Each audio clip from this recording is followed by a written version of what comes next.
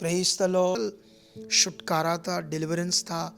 लेकिन आज है ना, जैसे शैतान भी काफ़ी हद तक कामयाब हुआ अपने मकसद में कि उसने परमेश्वर के लोगों को अलग-अलग कर दिया।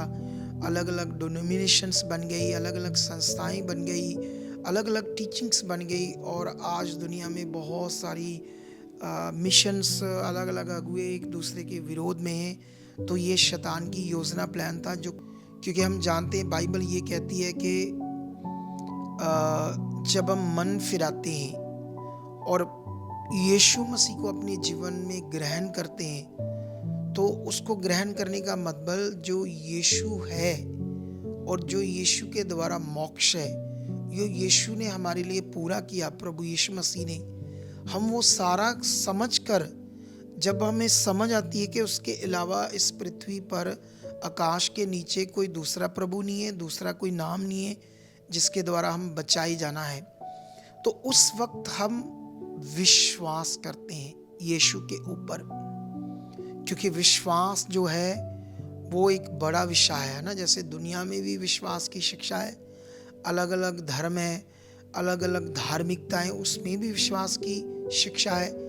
वहाँ पर जो उनका भगवान है, जो भी उनकी रिचुअल्स है, रीति रिवाज है, वो कहते हैं विश्वास से करो, ये करो, ऐसा करो, नाम जपो, नाम शब्द देते हैं। तो वहाँ भी विश्वास का कानून उन्होंने बनाया है या उनके पास है।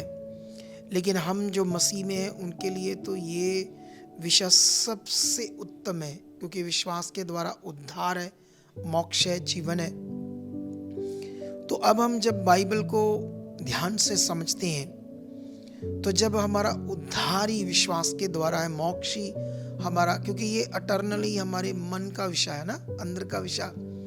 लेकिन आज यीशु मसीह में जो बहुत सारे पंजाब में लोग हैं, ऐसे प्रभु ब्रांच में आते हैं, हमारे अलग अलग जगह ब्रांचेस हैं, लोग 10 साल से, 15 साल से, 5 साल से प्रभु में, यीशु मसीह में चल रहे हैं, लेकिन दुखी हैं, प्रॉब्लम में, मुश्किल में, हालातों में। लेकिन जब वो हमारे पास आते हैं तो वो एक अजीब सी मानसिक गुलामी में जा चुके हैं, मटीरियलिस्ट चीज़ों को लेकर, जैसे प्रार्थना किया हुआ तेल, प्रार्थना किया हुआ पानी, प्रार्थना किया हुआ कपड़ा, इन चीज़ों में एक अजीब सी मानसिक गुलामी में लोग जा चुके हैं। जब हम उन्हें नहीं देते तो वो लोग क्या करते हैं, सोचते हैं कि ये तो जा गया, वहाँ के लोग भी मुझे मिले, परेशान थे, इन्हीं रीति रिवाजों में जुड़े हुए थे।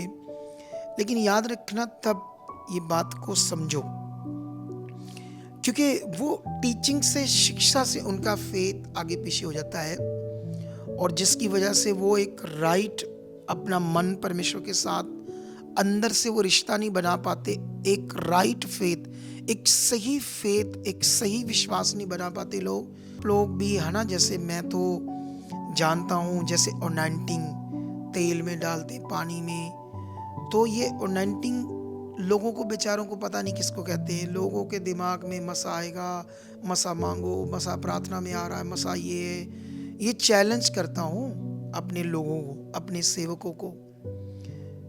मसा कहते किसको है? मसा होता क्या है? लोगों को पता नहीं, लोग कुछ भी सोच रहे हैं कि मुझे कहीं से भला हो जाए।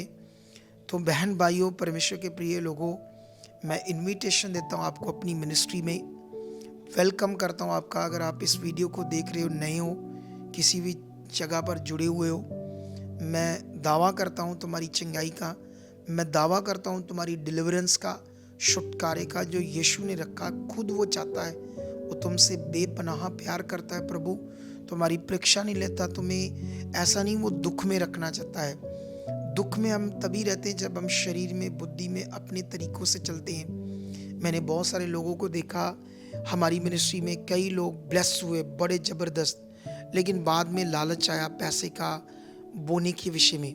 उनके दिमाग में आया इतना बोना पड़ेगा, इतना, है ना, क्योंकि उनके पास फ़ॉरेन गए ज़्यादा। जैसे फ़ॉरेन में क्या होता है ना, जैसे इधर के लोग अगर बड़े किसी देश, इंग्लैंड, कनाडा, ऑस्ट्रेलिया, अमेरिका, इन देशों में जाते हैं, तो इंडिया के हिसाब से वो जो वहाँ कमाते हैं, किसी का 2 लाख हो सकता है, किसी का 3, 4, 5, तो वो लोग सोचते हैं अच्छा 30,000, 40,000, 50,000 हर महीने बोना पड़ेगा, तो ऐसे भी कुछ करते और कुछ बने रहते हैं लेकिन नियम में खड़े नहीं रहते, फिर हालातों में आते हैं। तो ये वीडियो बनाने का मतलब ये था मेरा कि खुदा जिसने हीरे, मोती, जवाहरात सब चीज़ें बनाई, वो हमारी किसी चीज़ का भूखा नहीं है। जैसे मान लो उसका एक वचन है, एक तरफ 500 करोड़ का एक हीरा है, एक तरफ एक वचन है। याद रखना वो जीरो है, मिट्टी है परमेश्वर के एक वचन के सामने। इतना कीमती विषय है परमेश्वर का वचन, इसलिए आप लोगों ने कभी भी परमेश्वर के वचन में आनातानी नहीं करनी, मतलब उसको अपने जीवन से आगे पीछे नहीं करना, खरे बनना है, वफादार बनना है। परमेश्वर